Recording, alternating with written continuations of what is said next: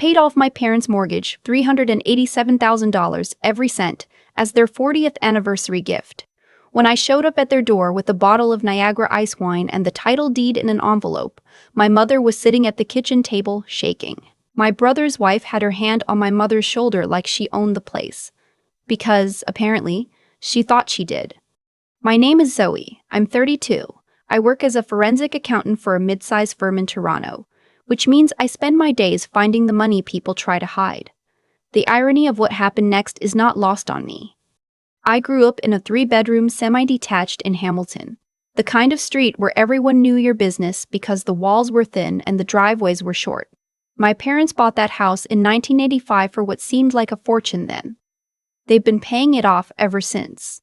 My mother worked as a school secretary for 28 years. My father drove transit for the city until his knees gave out. They never complained. They never asked for help. They just kept going, the way that generation does, quietly and without credit. I knew about money the way some kids know about weather. You could feel it in the house before anyone said a word. When the property tax bill came, my mother would get a particular stillness about her, like she was rationing her breath. We didn't take March break trips. We didn't redo the kitchen. When the furnace died in January of the year I turned 14, my father worked a double shift for 3 weeks straight, so we wouldn't have to touch the line of credit. I watched him come home at 6 a.m. and fall asleep in his coat.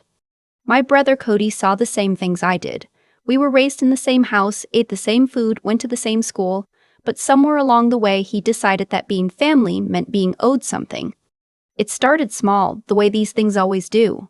A few $100s here, a loan for a used car there. Cody was always between things, between jobs, between apartments, between schemes. He had a gift for framing every ask as temporary. Just until I get back on my feet. Just this once. My parents said yes every time. I said yes enough times that I stopped counting, which is saying something given that counting is literally what I do for a living.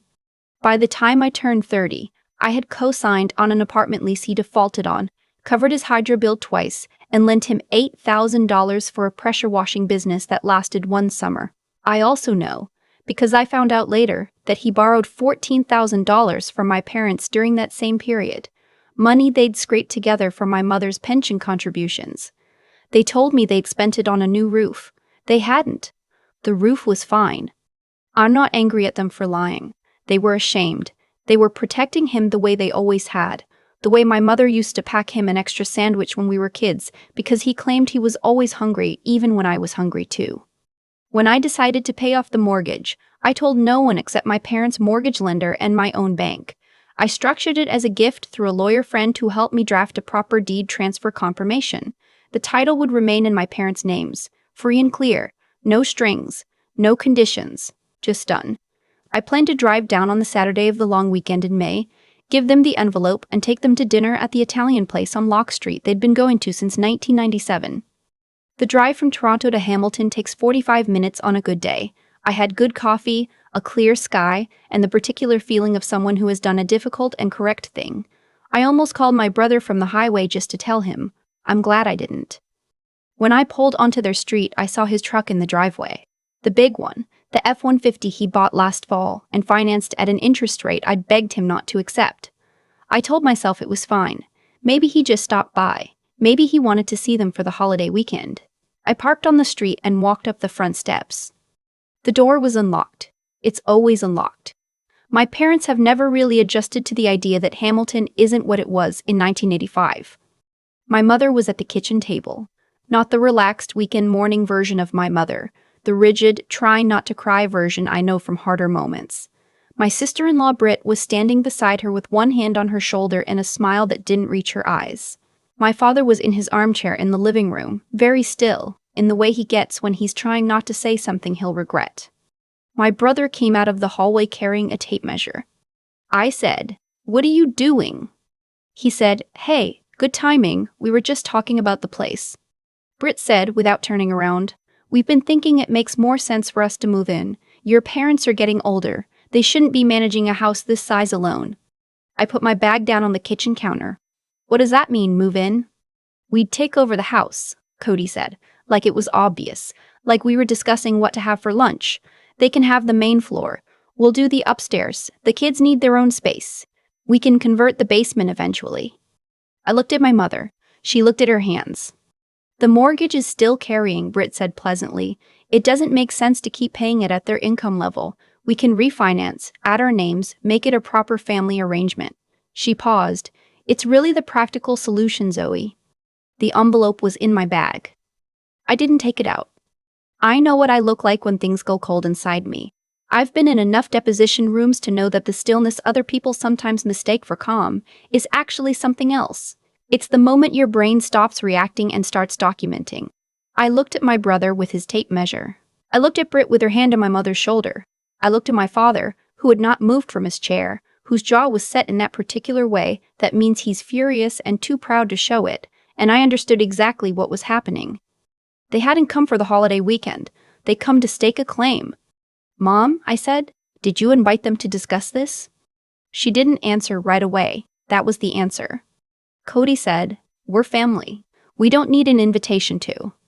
I'm going to need you to stop talking, I said, while I speak to our parents. He laughed. The short, dismissive laugh he's been using on me since we were teenagers. Relax. Nobody's taking anything from anyone. This is just a conversation. I pulled a chair out from the kitchen table and sat down across from my mother. Mom, look at me. She did. Her eyes were wet. Do you want them to move in? A long pause. Britt started to say something. I held up one finger without looking at her, and she stopped. My mother said quietly, I don't know how to say no to him. That sentence has lived in my chest ever since. I stood up. I walked to the living room doorway. Dad, do you want them to move in? My father looked up at me. He said very clearly, no. I went back to the kitchen, and I opened my bag and I took out the envelope. I set it on the table in front of my mother. She looked at it. What is this? Open it. She did. She unfolded the letter from the lawyer, and I watched her read it once, and then read it again, and then set it down flat on the table. Her hand was shaking. Zoe. It cleared last week, I said. The mortgage is paid off. The title is confirmed in yours and Dad's names. No one else's. Britt said, what? The pleasantness was gone. Cody crossed the kitchen in 3 steps and picked up the letter. I let him read it. I watched his face move through confusion, then calculation, then something uglier. You should have told me, he said. Why? Because I'm part of this family too. Because I have a stake in. He stopped himself. In what? I asked. Say it out loud. He didn't. Britt said, you did this on purpose, to cut us out. I did this, I said, to give our parents a paid-off home for their 40th anniversary. The cutting out happened the moment you showed up here with a tape measure. What followed was loud. I want to be honest about that.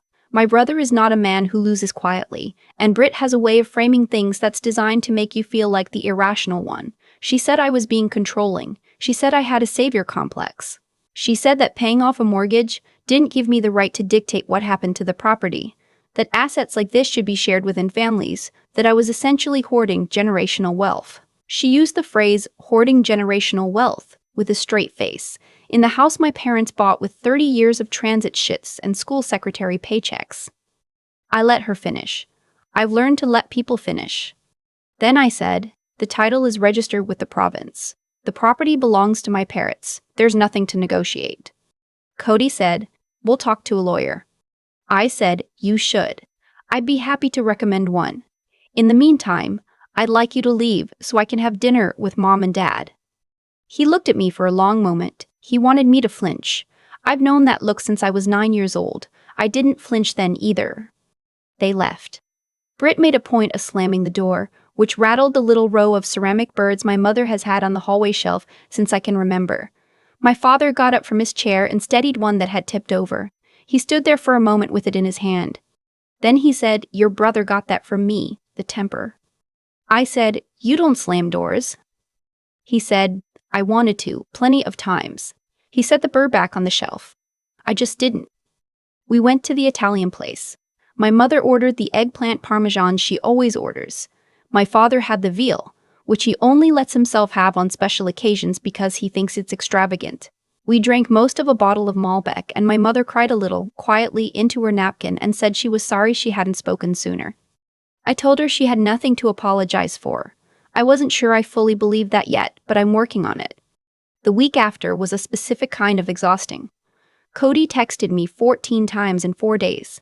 Some of the messages were angry, some were plaintive. One was an itemized list of things he claimed to have done for our parents over the years: shoveled the driveway twice, helped them move a couch in 2019, drove my father to a cardiology appointment. The list was both offensive and genuinely sad. I read it twice and didn't respond. Britt posted something vague on Facebook about family members who use money to control others. Several cousins who I haven't spoken to in years sent me private messages asking if everything was okay. I wrote back to each of them the same thing: yes, thank you for checking in. I didn't elaborate. I don't owe the extended family a deposition. My mother called me 3 days later. Her voice was careful, arranged. He called, she said. I waited. He wants to come over, to talk. I said, that's between you and him, Mom. What do you want? Another pause. I want him to apologize to your father, and to you. Then tell him that. She did. I know, because she told me afterward, and because Cody called me that same evening, and for the first time in a long time, he didn't lead with a request. He led with a silence that lasted almost 30 seconds, which is its own kind of progress. He said, I didn't think you'd actually do it. I said, pay off the mortgage? Say no. Like that, in front of everyone. I thought about what to say. I've spent most of my adult life managing other people's feelings about money, my clients' discomfort, my parents' shame, my brother's grievance. I'm tired of managing it. I've been saying no for years, I said. You just weren't listening. He didn't usually have anything to say to that. We stayed on the phone for another minute, neither of us speaking, which is also something. A few weeks after, I drove back down to Hamilton on a regular Saturday. No envelope, no occasion. I brought groceries, the particular brands my mother likes, the coffee my father has had since before I was born. I fixed a loose hinge on the back gate that my father had been meaning to get to. We had lunch. My mother showed me that she put the lawyer's letter and the title confirmation in a fireproof box she keeps in the hall closet, labeled in her handwriting, important documents. House. She said, I read it again this morning. I said, the letter?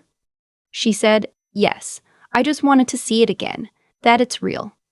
My father, from behind his newspaper, it's real, Anna. She smiled. A real one, the kind that takes up her whole face. I know, she said. I know it is. I've thought a lot about what I would say if someone asked me why I didn't just tell Cody the plan from the beginning. The honest answer is that I think I always knew, somewhere, that if he found out he would try to make it about him. That's not an accusation. It's just a pattern I've been watching for 25 years. When good things happen in our family, Cody has always had a talent for locating the angle that leads back to himself. I don't think he's a bad person. I think he was raised in a family that loved him past the point of honesty, and I think he spent his whole adult life confused about why that isn't working out the way he expected. That's not an excuse. It's just the thing I have to hold alongside the anger to keep it from being the only thing I feel. Britt is a separate situation. I have less generosity for Britt. The notebook. I should explain about the notebook. About 2 weeks after the confrontation, my mother was cleaning the guest room and found a notebook that had been left on the bed. Britt's handwriting. Floor plan sketches. The upstairs bedroom marked kids' room. The main floor bedroom, my parents' bedroom, marked in-laws, temp. A list of local short-term rental rates for the area, with some figures circled. A note to herself, check if they'd qualify for a secondary suite permit. My mother took a picture of the pages and sent it to me. I called her back and I said, I'm glad you have this. She said, why? I said, because now you know it wasn't a conversation, it was an announcement. She was quiet for a moment. Then she said, I'm going to call your aunt and uncle. I don't want them hearing Cody's version without knowing what actually happened. That's a good idea, I said. I don't know what she said to them. I know that I haven't received any more concerned messages from the extended family since then. There's a thing that happens when you've spent a long time being the person who fixes things. You start to feel like the fixing is the relationship. Like if you stopped, there wouldn't be anything left. I paid for things because it was the one clear way I knew how to say I love you in a language that actually landed. I paid for things because watching my parents struggle was physically painful, and writing a check made the pain smaller. I pay for things, I think, because some part of me was still the 14-year-old watching her father come home at 6 a.m. in his transit uniform and doing anything she could to make sure that particular face never had to happen again. What I didn't understand until recently is that you can love people that specifically and still be taken advantage of. The two things can coexist. The love doesn't make the taking okay.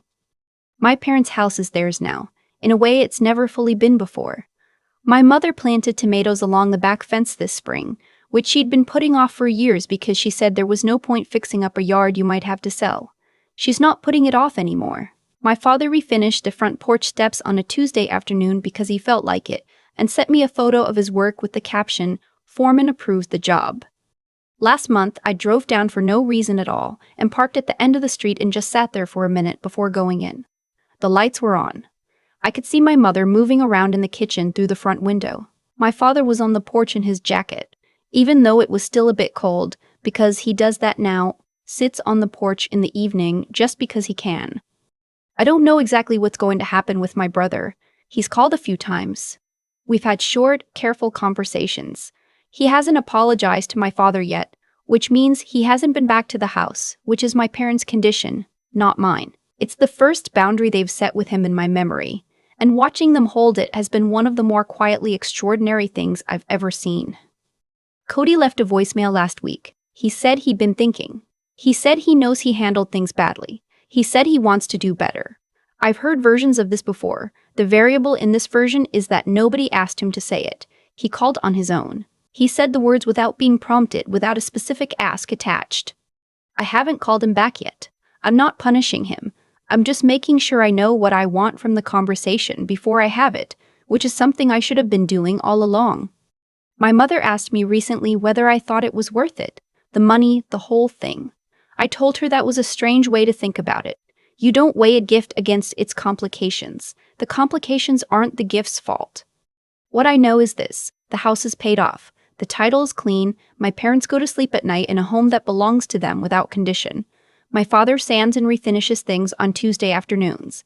My mother's tomatoes are coming up. Some things you do because they're the right thing. Some things you do because the alternative. Watching the people who shaped you spend the rest of their lives uncertain about the ground beneath their feet is simply not something you can live with. I couldn't live with it, so I fixed it, and then I protected it. And if my brother ever wants to sit on that porch with us, he knows what's required. Not money, not drama, just an honest accounting of what happened and a genuine intention to do differently. The porch is there. The door has a lock, and I know where the key is. That's enough. I keep thinking about my father standing in the hallway with that ceramic bird in his hand. The one that had tipped over when Britt slammed the door. He just stood there for a second, steadied it, set it back. He didn't say anything dramatic. He didn't need to. That image stays with me more than the confrontation does. More than the tape measure, more than Britt's speech about generational wealth, more than the 14 text messages from my brother over 4 days. It's my father, quietly putting something fragile back where it belongs. That's what integrity looks like when it's been lived long enough to become instinct. He didn't slam doors, even when he wanted to. He taught me that without ever calling it a lesson. I'd spent a long time thinking I was just good with numbers, that what I brought to that kitchen table was a skill set, documents, trust law, an understanding of how registered titles work in Ontario. And yes, that's part of it. The clarity I built through years of training is what let me walk into that room and hold steady while two people tried very hard to make me feel like the unreasonable one. Knowing what you're doing and why you have the right to do it is not arrogance. It's the thing that keeps you from being dismantled by someone who's counting on your uncertainty.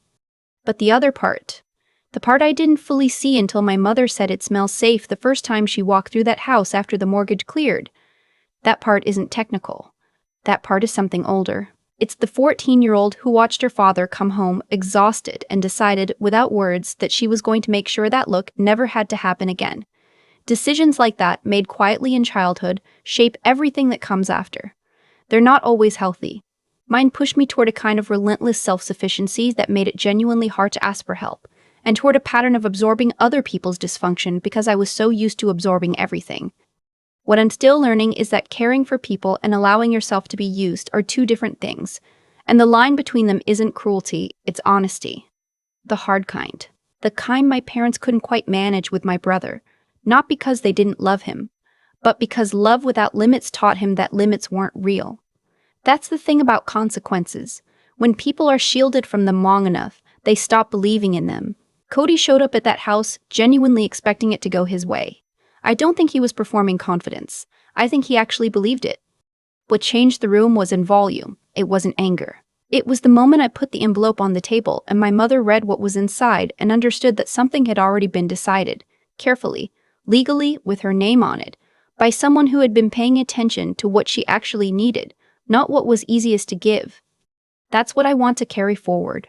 Not the confrontation, not the win. The paying attention.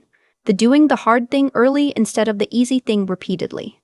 The understanding that real care sometimes looks like a locked door and a title deed, and the willingness to stand in a kitchen and say, "This is not negotiable and I'm not leaving until it isn't." My father refinished the porch steps on a Tuesday because he felt like it. My mother's tomatoes are coming up along the back fence. That's the whole point. That's always been the whole point.